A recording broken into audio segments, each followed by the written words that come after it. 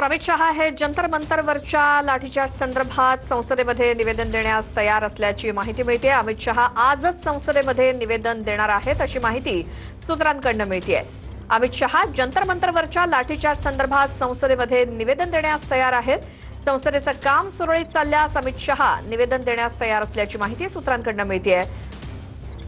पावसाळी अधिवेशनाचा हा शेवटचा आठवडा सुरू झालेला आहे आणि अमित शहा आजच संसदेमध्ये निवेदन देण्यास तयार असल्याचं कळतंय। अधिक माहितीसाठी जाऊयात आमचे प्रतिनिधी प्रमोद जगताप यांच्याकडे। प्रमोद, याच मुद्द्यावरनं संसदेमधलं कामकाज हे विरोधकांनी सुरळीत चालू दिलेलं नव्हतं आणि आता अमित शहांनी जी भूमिका घेतलेली आहे त्याबद्दल काय माहिती?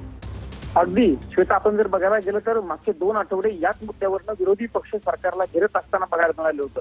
विरोधी पक्षांची स्पष्ट भूमिका होती की 20 जुलै रोजी जे संसदेवरती विद्यार्थ्यांनी मोर्चा काढलेला होता त्या मोर्चावरती पॅलेट गन कोणी चालवले आणि लाठीचार्ज कोणी केला, त्याचे आदेश नेमकं कोणी दिलेले होते, या मुद्द्यावरून केंद्रीय गृहमंत्री अमित शहा यांनी उत्तर दिलं पाहिजे आणि ते उत्तर संसदेच्या सभागृहामध्ये दिलं पाहिजे।